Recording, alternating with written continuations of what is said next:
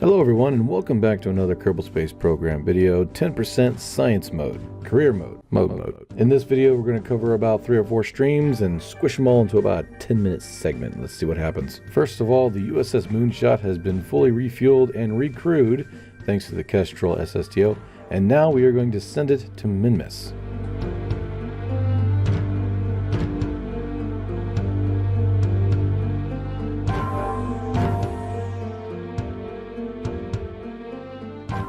Also, I had downloaded a new mod called Kerbal Vision that allows you to see in the dark. Definitely a mod that I would encourage everybody to go get, either in CCAN or in Space Dock, Stardock. Oh my god. Enable. Oh wow, it does the whole meow thing.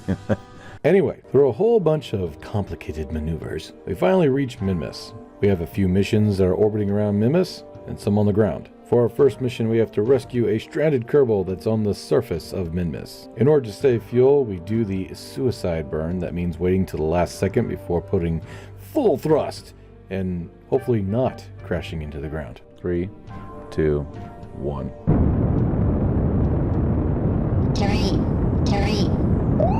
Pull up.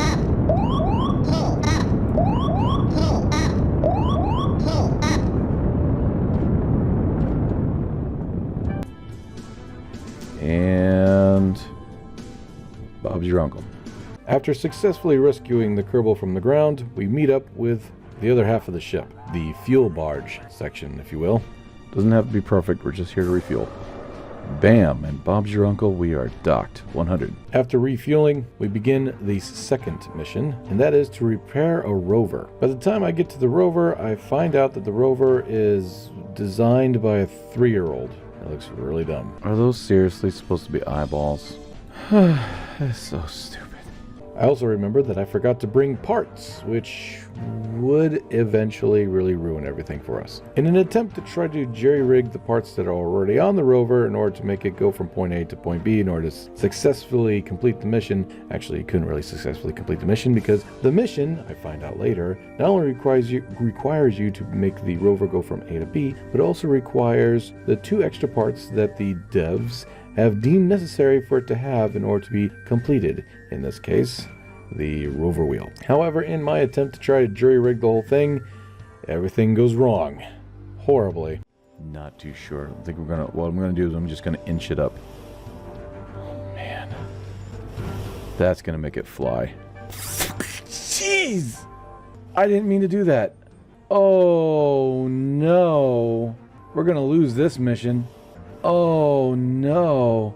Oh no. Oh, please land somewhere nice.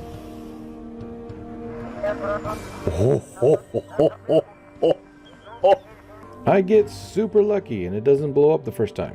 Although, if you watch the actual stream, we do have problems.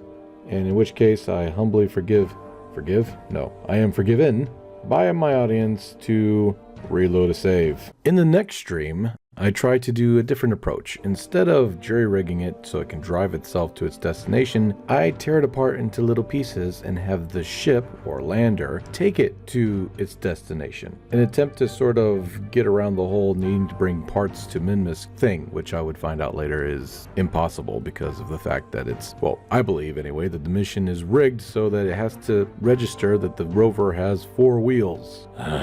I find out that when I was trying to take this thing apart and attach it to the side of the lander, that the main body of the craft, the root part of that particular craft, you are not able to pick up, not with 1, 2, 3, or even 4 Kerbals. And when I was trying to work with this thing, this happened. Can I move you? Oh! No!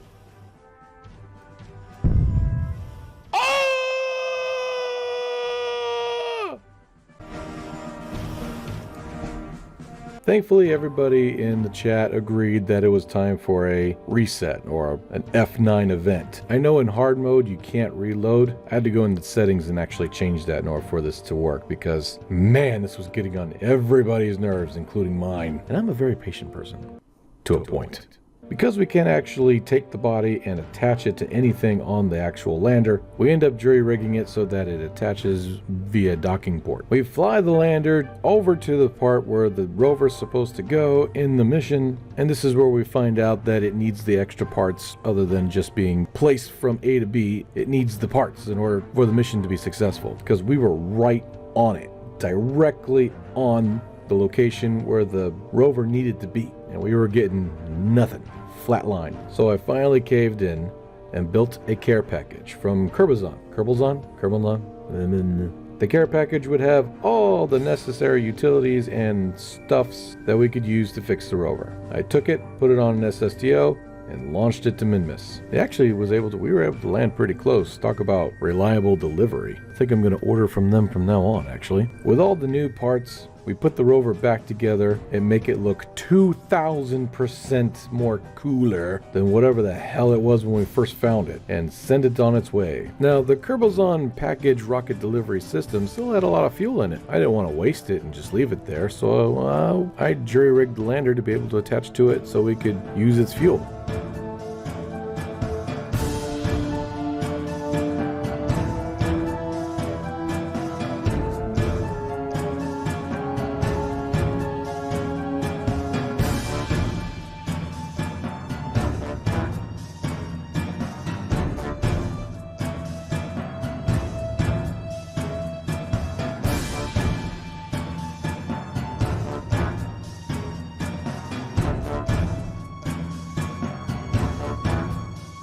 Afterwards, we discarded it. I tried to steal a few more parts from it before we discarded it completely. But after that, we docked with the fuel barge section of the ship and would begin the process of rescuing the stranded Kerbals that were in orbit around Minmus. However, before that, we almost forgot that one of the missions was a science mission to transmit goo science from the surface of Minmus. Luckily, the rover that we had just fixed had a goo science part on it. So we went back to the rover only to find that somehow the Kraken had struck again, making it warped and mutated. However, the science part and the transmitter were still working, so that allowed us to finish that mission, which was nice. Rest in peace, you poor rover.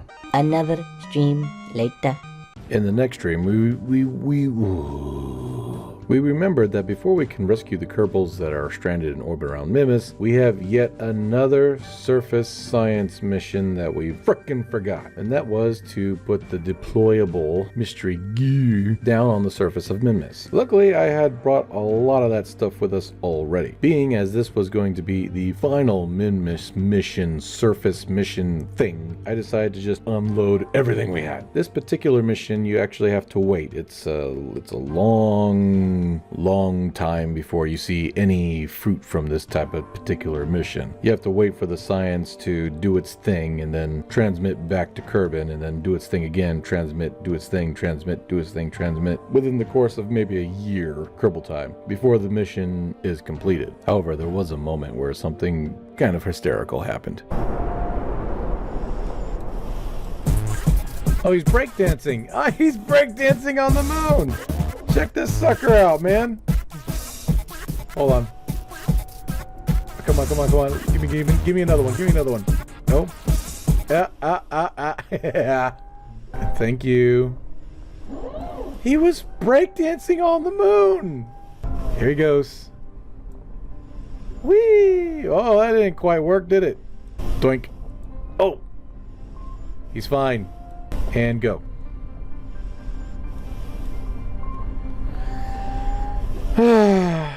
Some light that is.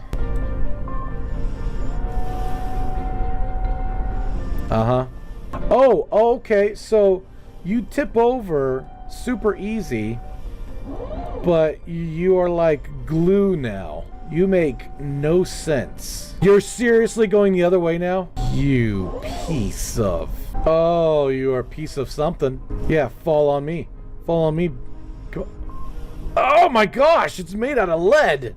I'm not even playing around no more. I'm done with this. I officially I officially hate these lights. Once all the stuff was set up, we launched back into orbit, connected with the fuel barge half of the ship, and finally proceeded to rescue the 2 stranded Kerbals that were around Minmus at the time. Luckily, we still had plenty of fuel. This is Minmus after all, so it doesn't take that much Delta V. Now, one of my pet peeves, of course, is leaving garbage in orbit. Call it what you will, a tick, OCD, but I wasn't having it. I wasn't having none of it. So in an attempt to clear the space, as it were, I would get the Moonshot's engines right behind the craft that the rescuee came from and knock that sucker right out of orbit. It worked really well, actually. I was quite amazed. We did the same thing with the other one and rescued both of the Kerbals while simultaneously cleaning up the orbit. Finally, all the missions were completed. Holy mackerel. With 3 new Kerbals on board, it was time to head back home. Thanks to the design of the USS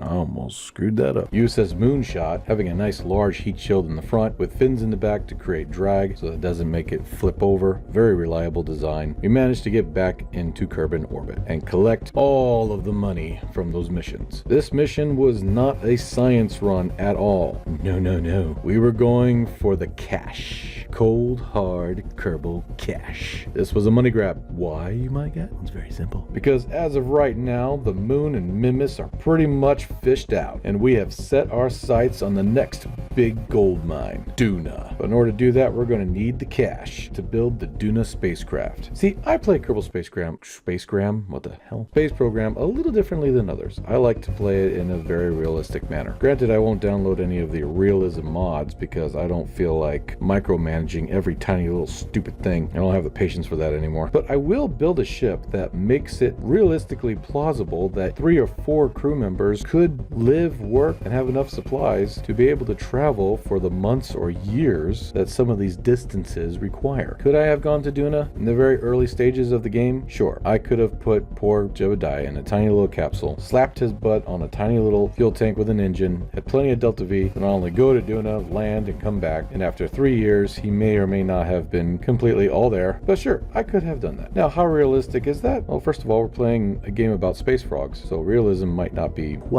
there. But ultimately, realistically speaking, he'd be dead before he even got to Duna from lack of water, resources, and everything else. And even if he did somehow manage to make it to Duna, being stuck in something smaller than a closet for a year, however long it takes to get to Duna, I'm sorry, I don't see anybody being mentally sound after that kind of trip in that kind of confined space, let alone coming back. So when I build my ships, I build them so that it feels like, yeah, this is a ship that takes 3 years mission or whatever the case may be to go to Duna and come back with a crew of 4. It's roomy, got lots of space, it looks like it can hold plenty of food and water. Cool. And that's just how I play my game. Anyway.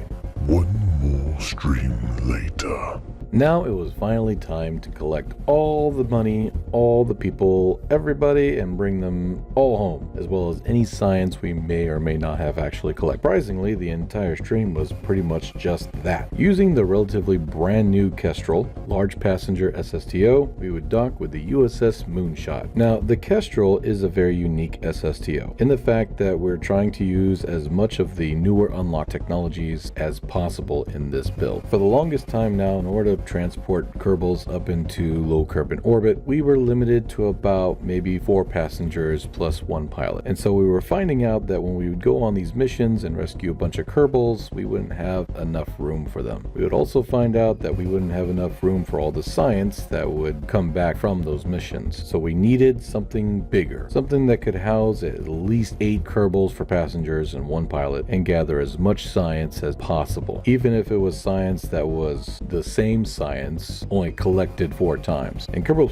Space Program, you cannot store the same type of science in a science collection device or cabin or command pod. It won't let you. So in order to get 100% of the science, because you don't get 100% of the science the first time, you have to store the same science in a different capsule or a different command pod or somewhere. Normally it takes about 4 of the same type of science in order to get 100% of that science for that particular science type. Damn, did I lose anybody yet? So a lot of times when the moonshot would come back from an actual science run, we'd have too much science for the actual SSTO to be able to carry back down. It'd take a few trips. Presenting the Kestrel. It's got 4 of those science collecting doohickeys. And all I gotta do is press a button and everything gets sucked out of the moonshot, or whatever spacecraft that it's connected to at the time. 8 passenger seats is more than enough room for any Kerbals we might save along the way. The only downside is that it is a beast. By comparison to the moonshot, they're almost the same size, maybe even bigger. Regardless, the Kestrel is a very valuable SSTO in this 10% science mode, career mode playthrough. And it is actually the second spacecraft that has a fan-made mission logo on it. Kind of nice. So after we collect everybody from the ship and bring them safely back to Kerbin, the ship will now stay in orbit until we can figure out what exactly we're going to do with it. The USS Moonshot has been through a lot. It has been through many missions and has performed adequately. But as of right now, it is a science vessel. And since most of the science from the moon and Minmus have been almost completely fished out, its days are numbered. It may be refitted to be more of a passenger vehicle or even maybe a cargo transport, but that will have to be decided sometime in the future. Now begins the construction of the Duna vessel. With over 2 million Kerbal bucks, I can safely say we have enough finances to not only build the vessel, but make plenty of mistakes that I know we're going to make along the way. Thank you so much for watching, and thank you so much for being here. If you liked what you saw, please leave a like, and if you loved what you saw, consider subscribing. We also have a membership program. If you become a member, you get cool little emojis and badges and stuff next to your name. Pretty cool, check it out. But this has been Kerbal Space Program 10% Science Career Mode, and I will see you all in the next video. Or if you catch a stream, that's even better. But hopefully this will help everybody catch up, even if it's only a little bit. See you all later. Stay safe. Bye for now. Bye-bye. Bye-bye, everybody. Goodbye.